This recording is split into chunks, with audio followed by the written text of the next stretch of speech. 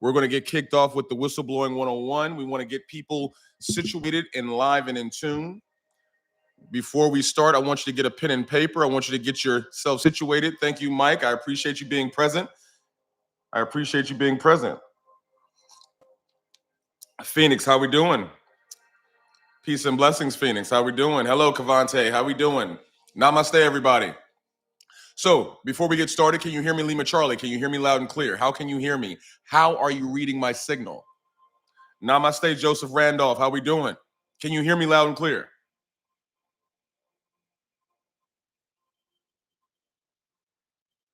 All right. So let's go ahead and kick this thing off. Let's stop playing with it. All right, let's stop playing. We have no time for playing this. All right. A lot of you are working in situations and scenarios whereby you need to understand how to communicate a whistleblowing situation. What's important about whistleblowing is that you have to understand that it's a us versus them scenario. However, the them is always going to communicate to you that we're on the same team. What you need to understand is as soon as you decide to file a workman's comp claim, if you get injured on work, if you get into any situation whereby you're going to be putting yourself in a legal situation with another company, I need you to pay attention to the facts. I'm telling you things that I used to do on the dark side. So when the legal team or the legal counsel would say, well, we need to understand more about this individual who's going to be releasing things to the news and press, Mr. Whatever they called me back in the day, we have an offer. We're going to give you $75,000 and we need you to prepare a dossier on this person so that we can have a more aggressive legal position when we're contesting their facts. You're talking to the person that used to work on the other side. So what am I doing? I'm sharing with you the secret so that you can win.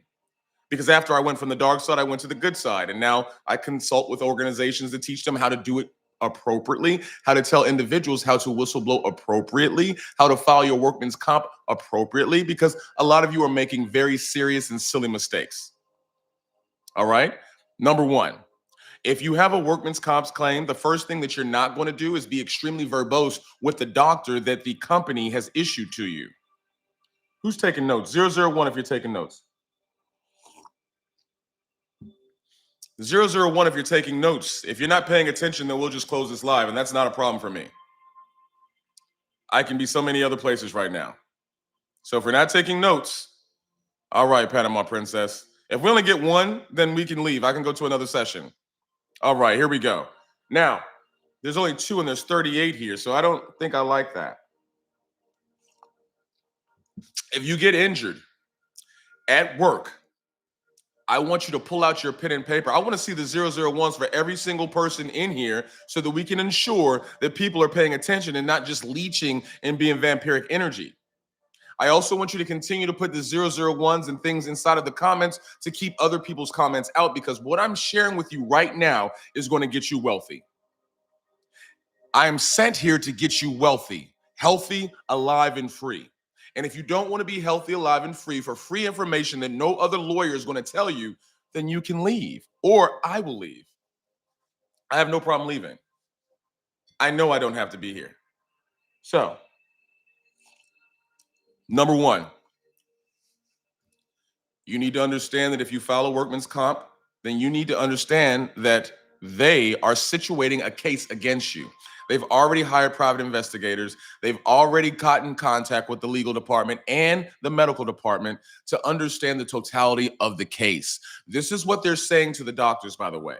They're saying, please illuminate to us what situations we can pivot and navigate from without putting it on paper. When you go to that Concentra or Humana medical department and they don't fill out everything that you say, that's strategic.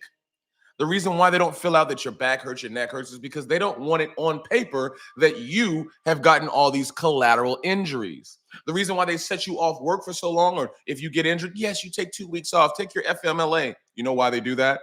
002 if you want to know why. I'm going to make sure you're paying attention. I'm not sitting here for free. 002 if you want to know why. All right, Debbie Walker, Joseph Randolph. I think we're going to have to cut off Instagram because they're not participating. We'll just stick with YouTube. I'm going to have to cut off, because you guys are not paying attention. All right, here we go. The reason why they lay you off or they give you time off is so that you can recuperate from the injury, so that you get lackadaisical and not consider the injury as a situation that has caused collateral injury to you. Without all of the big words, this is what they were saying. They're sending you off work so that you can heal and get comfortable, so that they can have pictures and photos of you living your normal life without having any impacts to your pattern of life. Don't fall for that trip. When they send you off work, the first thing you need to do is go to your personal doctor. You need to go to your personal doctor and your private doctor that's preferably outside the state or town of which the organization in which you work for is, because usually there's a relationship with those doctors and other doctors so that they can understand how to manipulate those doctors into saying, oh, everything's fine, they're 100% healed. But that's okay. We're going to out negotiate them today. 003. 003, and what are we talking about?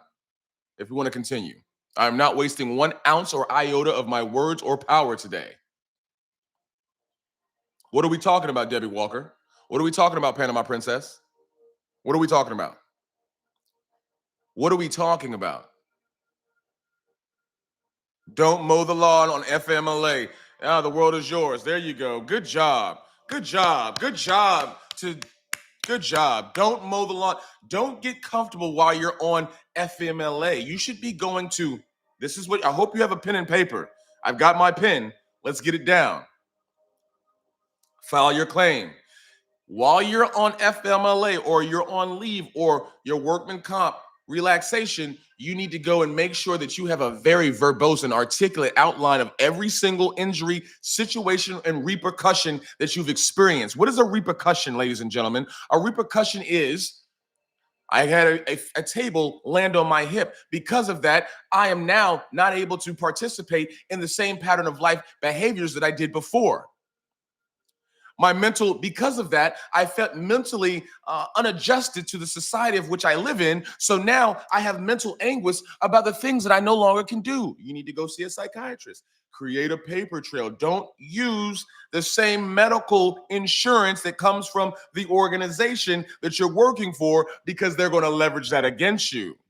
So you're going to need to pay out of pocket if you want to win. If you don't want to win and you just want to be continuously played in their system, don't pay attention to what I'm saying. So you need to start articulating with definition and get assistance. Go to a Toastmasters conversation. Toastmasters are in every city. It's for teaching you how to speak, to get pivots on your conversation, to speak without commas and pauses. You need to be able to communicate what you're going through so that you can communicate the situation that you're engaged in with vernacular that feels fluid and confident. A lot of you are scared and you don't have the posture. You see how, and you notice how I conformed and trained everything about my appearance to give you this conversation. Why did I do that? Because I know the power of appearance is much more personal when you come with a professional presentation, and that's just the P's. Did that make sense? When you understand that, you need to understand when you're out there and you're doing these you're doing these situations where you're filing the claim, the second thing you need to do is go to a psychiatrist. And you need to have that on paper because of all the things that you can't do any longer. But don't worry, I'm about to get to the part where the legal people in here, if you're a lawyer and you don't know this already, I'm going to show you how to win the case. Because remember, you're always going to ask for enough to set you free, and understand that you're going to add 2 zeros to that, and they're going to give you 1 zero of that. So you're always going to go over, but we're going to give you the legal weaponry to ensure that you don't lose. I'm the guy for Fortune 25 companies, that would identify the risks, the vulnerabilities, and the weaknesses in the patterns of life, in the operational structures of organizations. They would call me and say, hey, what did we do wrong? How are we exposed? So if you're not paying attention to this free game, that's on you. At least I did my part to the universe. 004 if you're paying attention.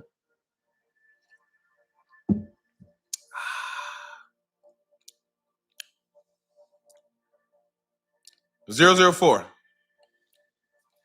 All right, groovy. 004. All right. Now, what's really important is what I'm about to say. Never be in your emotions. Understand that everything they do and say when they call you, they're recording it. This is workman's comp specifically. We're not talking about the whistleblowing yet. That's going to be another session.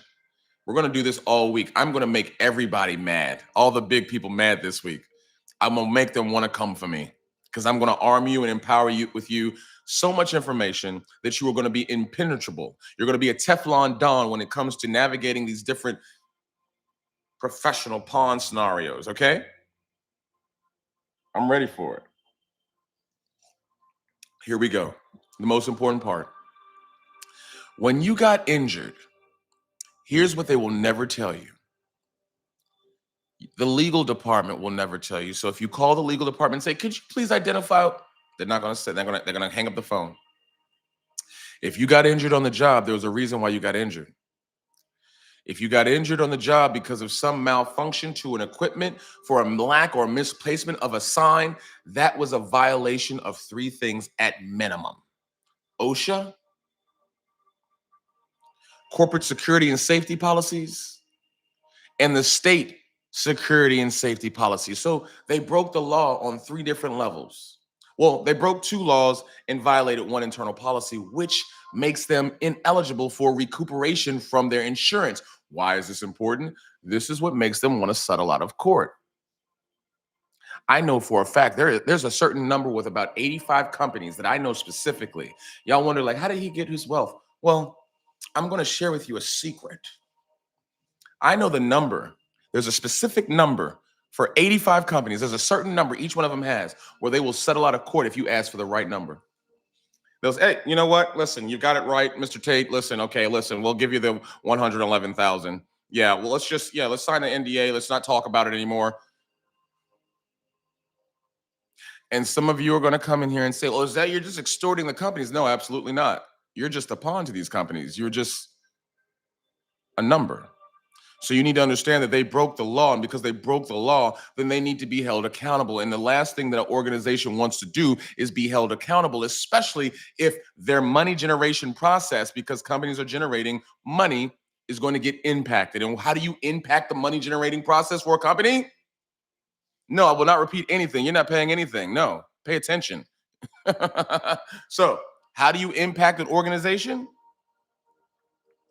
You mess with their money. How do you mess with their money? 005. How do you mess with their money? I want to see that. 005. How do you mess with their money?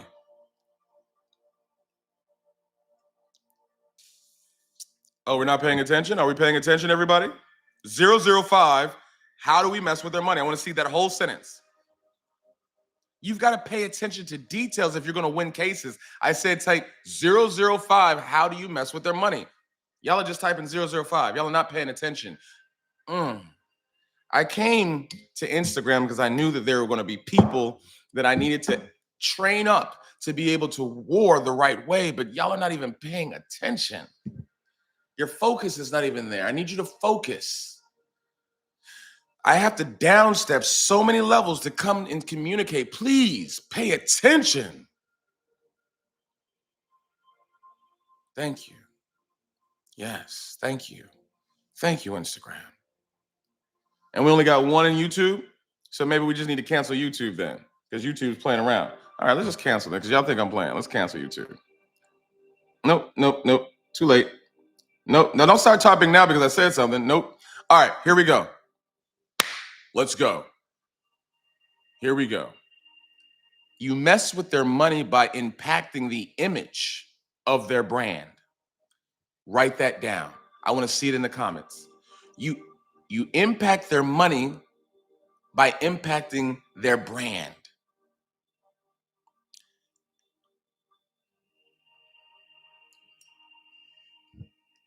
You impact their brand. Impact their brand. What does that mean? An organization's whole core is based off of investments. The image. What does it look like? Well, they're anti-Semitic, so we're not going to support them. Oh, they hire black people. They said the N-word. They don't hire people who get injured. They don't take care of their employees.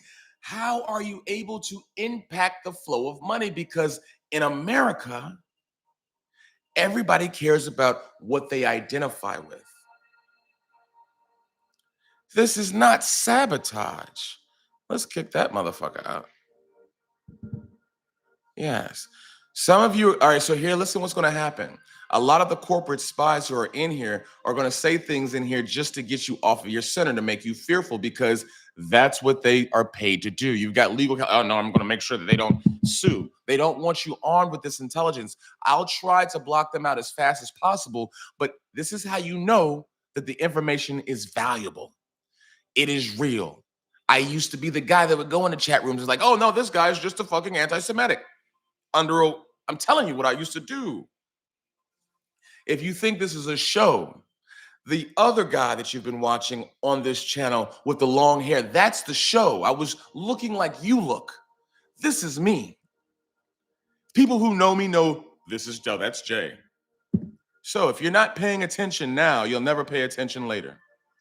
You impact an organization by messing with their money. You impact an organization by identifying the weaknesses, vulnerabilities, and risks that they have inside of their organization in their operational capacity to ensure that brand awareness, brand reputation, and social buy-in don't go in play. What am I saying without the fancy words? If you're working for a healthcare organization and that healthcare organization gets most of its money from Medicaid and Medicare, and then you have a certain demographic because they only strategically place their places in those areas, and you're saying, oh, I have proof and evidence that they did not pay out to senior citizens in a nursing home. That's going to impact their brand, because people are going to go to these nursing homes and say, switch your Medicaid, switch your Medicare. You impact their brand that way. Who's paying attention? 006. I need to know if you're paying attention. Are you paying attention, everybody? So we've went over today how to effectively, thank you so much, Debbie Walker. Thank you so much, Jonathan Randolph. Thank you so much, Panama Princess. So when you start understanding how to run the plays, you'll understand what hurts them and what doesn't. You getting upset in the boardroom, you yelling at your manager, and this is what I feel like you did to me, is not going to help you in this journey. Getting outside of your center is not going to help you in this journey. Yelling is not going to get you anywhere in this journey. The only thing that will get you somewhere in this journey is by communicating the facts, impacting the bottom line, and coming with the weight. After you've gotten injured, what you need to do is, somebody finish that sentence. If you've been paying attention, you got injured on the job, you shut the fuck up. Are you okay? No, I'm not okay. Are you in pain? Yes, I am in pain. Well, we're going to send you to our doctor. Okay. But you're also going to go to your other doctor, and you're not going to tell them every move that you make. You're going to use silence. The more that you're telling the adversary about your plans, tactics, and techniques, the more that you're going to get outmaneuvered in your scenario and situation. Does that make sense? Are we paying attention here today? Is this of value to you? Because I need to see some hearts. I need to see some likes. I need to see some thank yous. I need to see some much appreciated, Jay. I need to see these things. You have to give gratitude to the energetic vibration that you feel you're getting it from. I don't see any thank yous in these chats. What's going on with your appreciation? Do I owe you anything? I'm getting you rich here. Are we not saying thank you anymore? What's going on? Are we selfish because we think Instagram is supposed to give us this? Wow.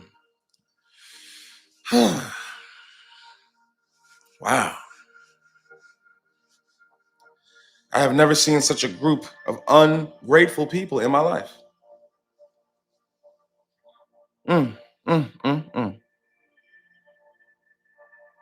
That's crazy. So crazy. If you're still working for a job and you're coming in here and you're not saying thank you, then that just illuminates to me that you like being a slave to a system that just likes using you, and you feel as if some guy owes you something because you decided to follow him. However, when I disconnect from these channels and I'm no longer here, you're going to say, I wish I said thank you. I'm one of the only accounts without ego that exist on these platforms that are sharing with you truth and knowledge, that are giving you insights how to navigate financially outside of these systems? Don't you feel it to be financially, existentially advantageous to communicate your appreciation, especially when you're not paying for it? It makes no sense to me. It makes no sense to me. Hmm. So, since there's no thank you, since there's no appreciation, I'm going to close on this one and I'll talk to y'all some other time. Namaste.